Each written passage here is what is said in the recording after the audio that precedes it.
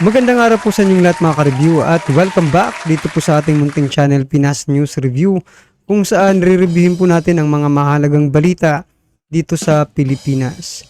Mga simpleng komento sa mga issue dito sa Pinas. At ito nga mga ka-review natin, no, kapapasok lang. Kumpirmado si Tambaluslos Kurap. Kulong sa bilibid, malakas ang ebidensya ni Duterte PBBM. Yan mga ka-review natin. Patungkol po riyan ang ating aalamin mula po rito sa channel ni Banat Kapanig TV. Yan mga ka-review natin, nasa description po ang full video link ng balitang ito. Subscribe na po kayo kay Banat Kapanig TV. Yan mga ka-review, no? At kung bago ka pa lang at di pa po nakapag-subscribe sa ating munting channel, please don't forget to subscribe. At i-click na rin po ang bell notification para updated ka po sa lahat ng ina-uploads nating reaction video. At ito na nga mga ka-review natin, wag na po natin patagalin, sama-sama at sabay-sabay po natin pakinggan, panoorin at bigyan ng reaksyon ang balitang ito. Ito na po.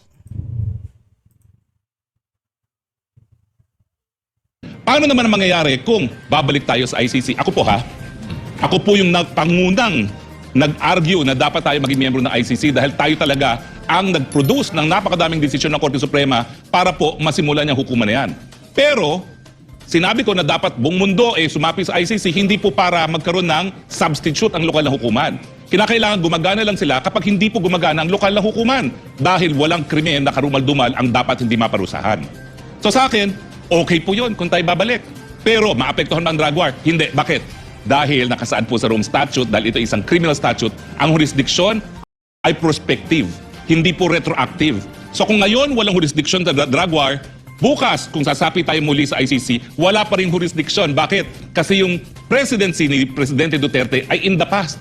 Ang jurisdiction lamang ng ICC kung babalik tayo, yung mga krimen na pwedeng gawin ng mga presidente matapos tayo bumalik. Ibig sabihin, tanging mga gawain lang ng mga nakaupo at ang mga uupo pang presidente ang pwedeng litisin ng ICC.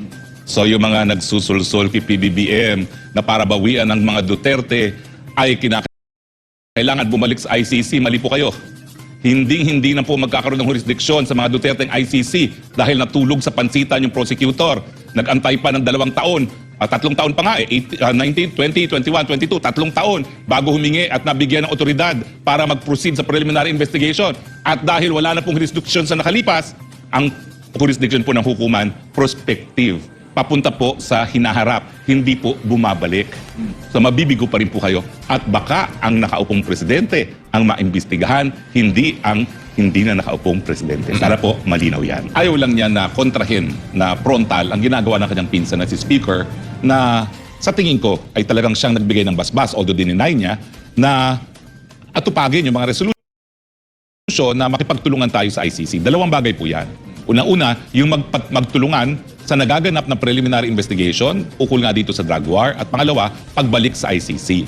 Now, yung una po, yung pagtulungan sa ICC, imposible po yan. Bakit? Dahil nakasaad po mismo doon sa Rome Statute na kung saan binuo ang ICC, na ang jurisdiksyon ng korte dapat sa mga miyembro lamang ng hukuman. Tayo po ay umalis noong 2018. Ngayon, dahil nagkaroon na naunang desisyon ng International Court of Justice na yung mga estado hindi po pwedeng umalis ura-urada sa isang tratado, kinakailangan merong reasonable period of time. So sa Rome Statute po, ang sabi, ang reasonable period of time ay 1 taon. Kaya nga po kung ikaw ay umalis ng 2018, ang effectivity po ng pag-alis natin ay 2019. Pero meron din nakasaad sa Rome Statute na kapag isang bansa ay umalis sa Rome Statute, hindi maapektuhan yung katungkulan na makipagtulungan sa mga bagay-bagay na meron ng cognizance, ang tawag po doon. Cognizance ang salitang ginamit. Ano po ibig sabihin yun? Ito ba yung mga bagay-bagay na meron ng jurisdiction ng korte? Kailan ba nagsisimula yung jurisdiction ng korte? No? Alam niyo po, kakaiba ang ICC. Kasi nung yan ay tinatalakay, yung mga Amerikano nagreklamo, bakit napakakapangyarihan itong prosecutor na ito? O pwedeng magdemanda ng mga nakaupong presidente, and yet hindi naman siya halal ng taong bayan kasi sa Amerika po halal ang taong bayan. So para maingganyo ang mga Amerikano na sumapi sa ICC na hindi naman po nangyari. Hanggang ngayon, ang Amerika, China, Russia ay hindi po kasapi ng ICC, naglagay sila ng provision na para malimitahan ang kapangyarihan ng prosecutor, hindi po pwedeng gumalaw ang prosecutor na walang pagpayag ng korte mismo sa pamamagitan ng pretrial chamber. Ang tanong, kailan ngayon yung kooperasyon na hindi maaapektuhan kung ang isang bansa ay bibitiw sa kanyang pagiging miyembro ng ICC? Ito ba dun sa level na preliminary examination na wala pang interbensyon ng hukuman? o doon sa preliminary investigation na kinakailangan payagan ng hukuman ang prosecutor. Now, nagkaroon na po ng kaso yung Burundi. Umalis po ang Burundi, pero doon sa isang taon,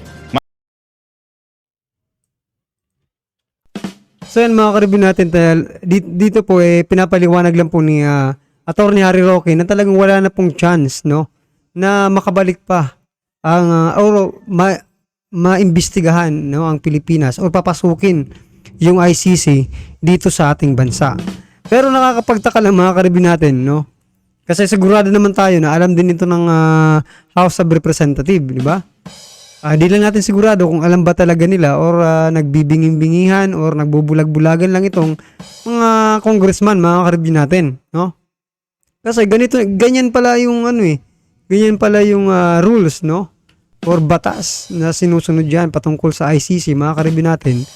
Pero itong mga congressman, mga karibyo natin, patuloy pa rin, no, sa kanilang pagpa-file ng mga resolution na papasukin ng ICC at para maimbestigahan nga raw po itong pamilyang Duterte, mga karibyo natin. Pero mukhang sampal po ito or supalpal ito sa kanila, mga karibyo natin, sapagkat diba? Wala na po palang chance talaga na maimbestigahan pa itong pamilyang Duterte or si dating Pangulong Duterte. Ang chance na lang ngayon, mga karibyo natin, makapasok or makabalik, maging membro muli ang Pilipinas, no, sa ICC, no, kung papayagan ni Pangulong Bongbong Marcos Jr. Pero nga, 'di ba, naglabas na siya ng statement na hindi nga raw papapasukin ng ICC sapagkat gumagana naman ang ating justice system, mga karibyo natin, no? Mapapahiya tayo kapag ganun po ang nangyari, no? Pero bakit ganun? Sa kabila po ng paglalabas ng statement ni Pangulong Bongbong Marcos Jr. At saka dito po sa mga sinasabi ni Attorney Harry Roque na wala ng chance, no, na maimbestigahan pa ng ICC si dating Pangulong Duterte. Pero itong mga congressman, no, sa pamumuno ng speaker dyan, mga karibyo natin, no, kasi hindi naman yan gagalaw ang mga yan, mga karibyo natin, kung wala ring basbas. Tama po, basbas, no, pahintulot ng speaker, mga karibyo natin.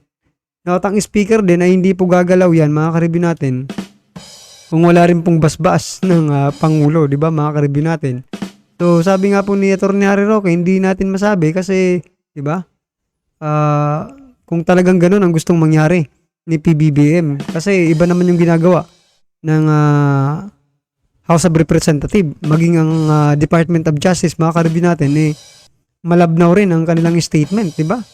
Pag-aaralan daw, nako. Parang wala ngang unity, no, mga karibyo natin, parang wala talagang unity man nakikita mo dito Isipin mo, ganito yung gustong mangyari ng Pangulo natin, pero yung mga ginagawa ng kanyang mga galamay, mga karibyo natin, kakaiba. Iba po sa kanyang sinasabi. Kaya minsan magtataka ka rin, mga karibyo natin, kung talaga bang diba? Sinusunod ba talaga ang ating Pangulo or may sariling or may ibang sinusunod, di ba? Mga karibyo natin, ha?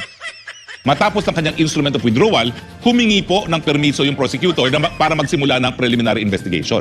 So ang sabi ng hukuman, yung pag-alis ng Burundi hindi maapektuhan ng jurisdiction ng korte kasi doon sa isang taon, matapos ang instrument of withdrawal, nakapaghingi at binigyan ng otoridad na magsimula ng preliminary investigation. Dito sa Pilipinas naman po, 2018 tayo umalis. 2019 naging epektibo.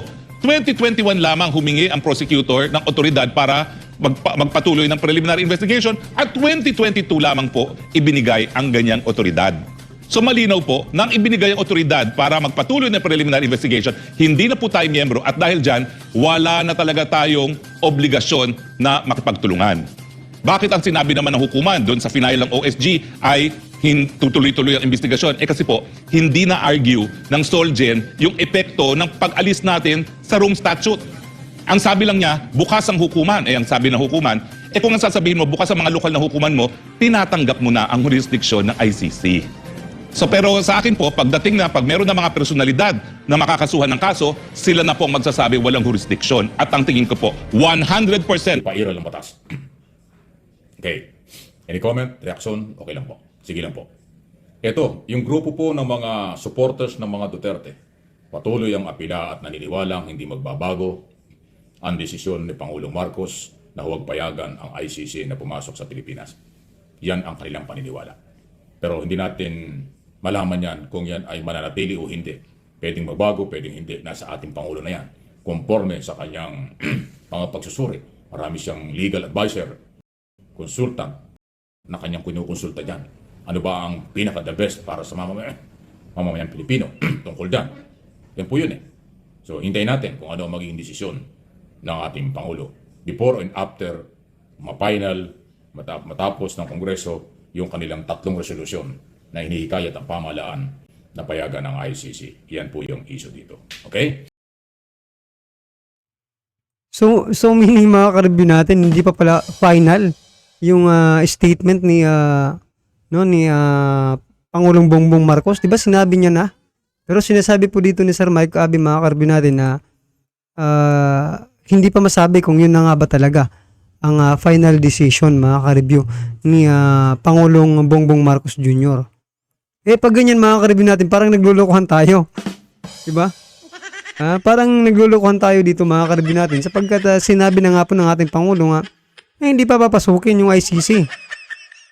Pero kung magbabago siya ng statement, mga ka-review natin, ano namang sasabihin ng taong bayan? Walang isang salita ang ating Pangulo? Wala po siyang, di ba? Parang pangako na pa yun eh. Parang sinabi niya na, sige, di ba? Hindi na talaga makakapasok. Parang pinangako mo na yun sa taong bayan eh. Statement mo. Pero kung magbabago, mga ka-review, wala rin naman tayong magagawa. Pero ano na lang sasabihin ng taong bayan doon, di ba? Naglabas ka na ng statement mo, dapat panindigan mo na yan. Gaya ng sinabi ni Pangulong Duterte noon, bago pa man siya mapaupo, di ba? Bago man po siya maupo sa isang debate, tinanong po sila. Tinanong po kung sino po sa inyo ang pumapayag na ipalibing. Ito, example lang natin ito in regards with doon sa sinasabing paninindigan, no, mga ka-review natin. Kasi, 'di ba, nanindigan na po ang ating Pangulo na 'di ba, na hindi nga papapasukin ng ICC sa ating bansa. Pero kung ganito yung sinasabi ni Sir Mike na hindi pa final yung decision. Okay, eto naman po. Dito po tayo kay Pangulong Duterte nung bago siya maupo, 'di ba? May nagtanong po sa isang debate. Ang tanong po ay, sino po sa inyo ang pumapayag na ipalibing si Apu Lakay sa libingan ng mga bayani? Hindi pa natatapos yung question. Nagtaas agad ng kamay si dating Pangulong Duterte, mga ka-review natin. Anong nangyari? Naipalibing po. Kahit marami po ang, 'di ba? Kahit marami po ang nagagalit sa kay Pangulong Duterte noong mga panahong 'yon sa pagpapalibing dito kay Apu Lakay sa libingan ng mga bayani, no? Naipalibing po. Nanindigan po ang ating Pangulo na ipalibing nga po si Apu Lakay sa libingan ng mga bayani at naipalibing, mga ka-review natin. So dito naman sa sinasabi ni Sir Mike, mga ka-review natin, na hindi pa final yung sinasabi ni Pangulong Bongbong Marcos Jr. na, 'di ba, na hindi pa papasukin yung ICC, mga ka-review natin. Well, anyway, gaya ng sabi ko, wala po tayong magagawa dyan kung talagang pakitang tao lang yon, no? Para hindi agad-agad magalit ang taong bayan. Wala tayong magagawa. Pero nasa taong bayan, 'di ba? Nasa taong bayan pa rin, mga ka-review natin, yung kung paano kanila ay titingnan ulit, no? Diba? Kasi parang mawawala yung para sa akin, mga ka-review, personal na ito na opinion. Para sa akin, mga ka-review, parang nakapanghina kasi sinabi niya na tapos babawiin ulit. Parang ganun ba? No? Kayo ba, mga ka-review natin, ano po ang inyong magiging reaction pag nagkaganon? No? Na dun sa sinasabi ni Sir Mike, no? Na yung mga Duterte supporters daw, mga ka-review natin, parang nagbubunyi na gano'n, Pero wag daw maging agad kampante sapagkat baka magbago pa ang desisyon ng ating mahal na Pangulo. At ito po yung major development dahil alam ng Department of Justice, dahil si Remulla ay dating congressman, alam niya yung authority ng Congress. Alam niya ang epekto ng resolution. Kaya maagap na gagawin ni Secretary Remulla na makipag-ugnayan sa Office of the President through Executive Secretary Bersamin para pag-aralan kung ano nga ba ang kailan dapat gawin. Kasi hindi po pwedeng desisyon lang ng DOJ yan, desisyon lang ng isang department. Yan po ay magiging desisyon ng legal department ng Office of the President kung ano ang dapat gawin. Kaya huwag nating madaliin sila. Kung mananatili ba ang kailang posisyon, bawalan ang ICC. Or baguhin, papasukin. Dahil merong resolusyong pinagtitibay sa Kongreso. 3 resolution niya, hindi ho biro yan. Di ba? So yan mga karibin natin, no, about dyan sa resolution mga karibin natin, no, kahit anong resolution naman mga karibin natin, presidente pa rin ang magkakapag-desisyon yan, di ba mga karibin natin? No, siya pa rin ang magdidesisyon kung okay ba yan na resolution, di ba? Kasi siya yung ama ng ating bansa mga karibin natin, di ba? Pero wala naman tayong alam sa batas mga karibin natin. Tingnan pa rin natin kung anong mangyayari dyan sa mga resolution na yan mga karibin natin. No, baka yan po yung maging dahilan, no? Kung bakit magbabago pa ang isip ng ating mahal na Pangulo patungkol po dito sa pagpapapasok or pagbabalik natin sa ICC. Yan mga karibin natin, no? So yan mga karibin natin, ano man po ang inyong reaksyon dito sa naging balitang ito? Talagang iba talaga ang nagagawa ng buhaya. So, dyan sa Kongreso mga karibin natin, no? Iba talaga magpaikot, no? Paikot-ikutin ng mga congressman mga karibin natin. So, yan, wala tayong magagawa. Antayin na lang po natin yung resolution na yan, kung ano ang magiging epekto. Kung magbabago ba ang desisyon ng ating mahal na Pangulo na hindi na nga papasukin ng ICC sa ating bansa. Alright mga karibin natin, kung bago ka pa lang at di pa po nakapag-subscribe sa ating munting channel, please don't forget to subscribe. At i-click na rin po ang bell notification para updated ka po sa lahat ng ina-uploads nating reaction video. At huwag din pong kalimutang mag-subscribe kay Banat Kapanig TV. Nasa description po ang full video link ng balitang ito. Subscribe na po kayo. Banat Kapanig TV. Maraming salamat po.